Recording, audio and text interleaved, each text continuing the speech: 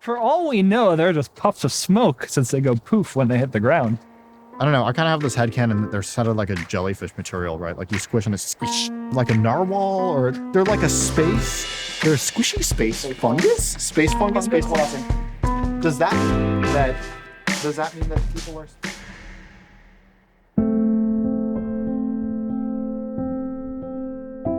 The core of KSP and KSP2 is an astrophysics simulator and an orbit simulator. By adding the Kerbals, you bring to it the emotion that is well-deserved for such astronomical feats.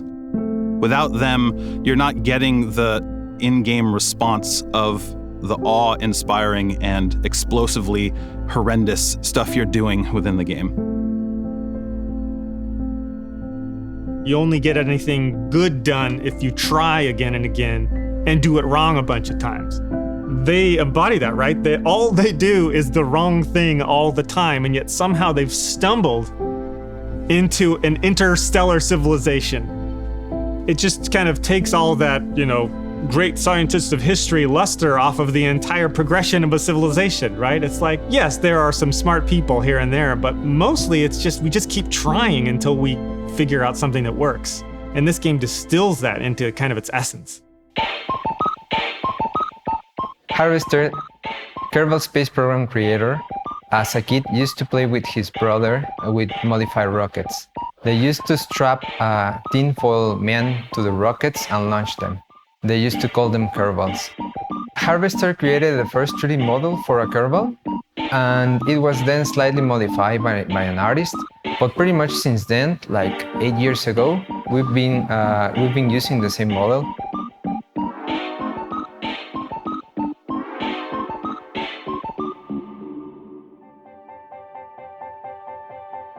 I collaborate with Squad on the part animations. I want to understand what the initial purpose of them were. I want to make sure that any parts that are in the original and will be in KSP2 fit the same design, because we are remodeling and retexturing them and up-resing them in a lot of ways. And some of that involves new fiddly bits, wires shaking and different parts opening and closing. And I try to work with Squad when necessary to make sure that I'm faithful to the original design. I think without Kerbals, it's a very dry game. Kerbals make you okay with failure. There's a cartoonish exaggeration to all of their emotions, right? In particular, the panic. In KSP1, Kerbals would start looking very nervous when they were about to crash. Now they will be screaming and flailing. It's a really, really good effect.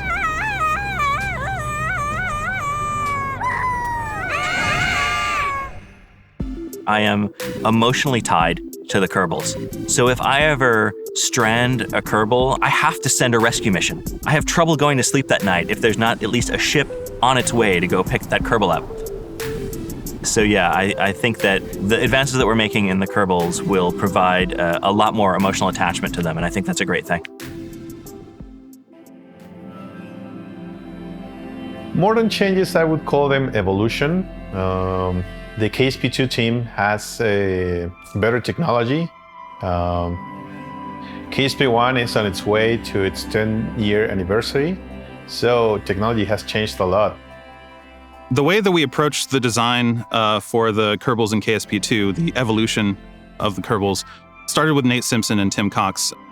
They got together and they really wanted to determine what made them so appealing, what made them feel alive, and guide that in a direction that allowed the art to expand on how they looked, how they were structured, and to read better on camera and while you're playing with them, and to expand on the possibilities of adding more emotions to them, adding more features to them, adding more hairdos, adding more facial expressions, personalities.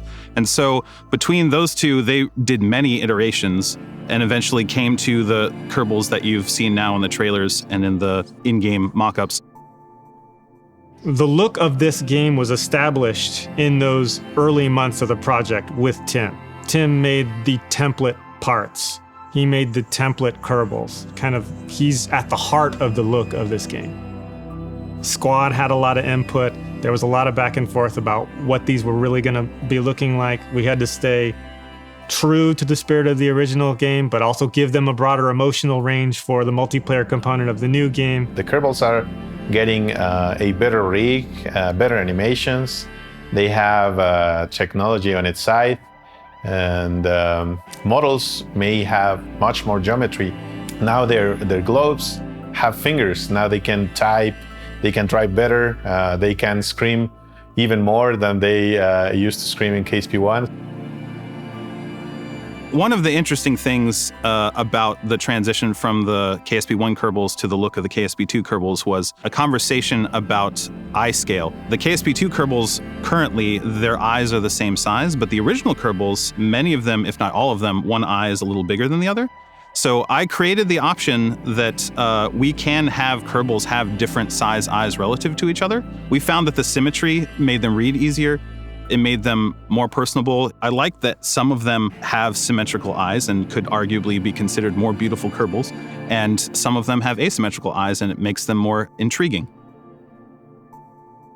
A key improvement to the Kerbals in KSP2 was providing response to the physical forces that they're going through while they're flying around space. That came about when we were really trying to determine what we could expand upon and improve upon in the IVA experience and the portrait view experience of the Kerbals. And on top of emotional range, we thought, wouldn't it make complete sense and be actually fun and meaningful to the player to see the Kerbals actually responding to the amount of G-forces that they're under while the player is flying around and hopefully not getting them to explode. Having them flop around with the physics is a meaningful tell to the player that lets you know just what they're going through. They react to physical forces. And it's just another subtle and funny way of communicating to the player how violent the flight forces are that their crews are experiencing. Kerbals are not only being affected by these flight forces now in a dynamic way, they're also reacting to those flight forces in different ways, in ways that speak to their individual characters. So Jeb, as always, cool as ice. But some of the others not so cool.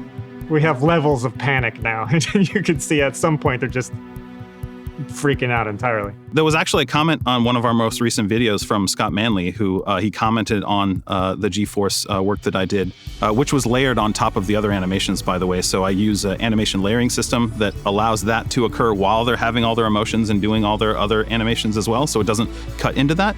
But he was saying that professionals lean into the curve. They don't bend with the forces. And while he is, as usual, spot on, I would argue, and I think some of the fans did too, Kerbals aren't what you might call professionals. They are incredibly capable almost by accident. Their ingenuity and their bravery lead them forward and make them and help them do these crazy, astronomically amazing things. Our Kerbals have the same goal, I think, between KSP1 and KSP2, but we want to bring more life to them.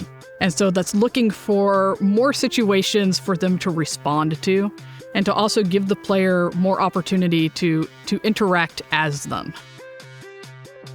Terror has always been a great thing that the Kerbals show. It's a representation of us, of, oh my gosh, this is not going the way I thought this was going to go. The great thing about Kerbals is that they experience terror and then immediately back to work. And then maybe the next moment when the terror is over might actually be immediately back to awe and wonder. So it's the levels of terror are great to see that kind of ratchet up, and instead of just being on or off, you can have that emotional journey alongside the Kerbals of going through, I'm not so sure about this. Oh, this is going bad. Oh, this is completely off the rails. Do you mean like physically what they're made of, or what are Kerbals made out of? Regret? In my experience?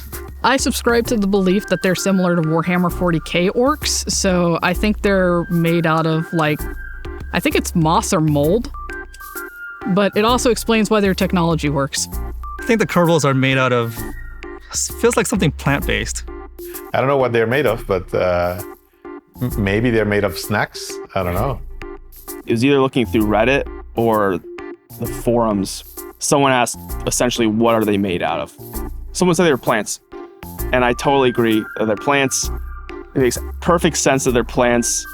And it definitely helps speak to their lack of fear when it comes to strapping themselves to crazy rockets that haven't really been tested out too well, and crashing without fear as well. Well, they could be plants. They could be from some other part of the universe. They could have been spontaneously created. My personal is, Kerbals just are. They've always been. They always will be. I've never enjoyed my work more than breathing life into the Kerbals. The one thing I really want everybody to understand about the Kerbals, and I think the original creators at Squad would agree with this, is the Kerbals embody the best aspects of humanity. Even their worst moments are still hopeful. In their deepest throes of fear, in their deepest motion sickness, they're still striving for things that make humans as great as we are. Our curiosity, our love for exploration, and our ingenuity and collaborative capacity to work together. Like, they embody that, and I want to make sure that they continue to embody that for as long as they live.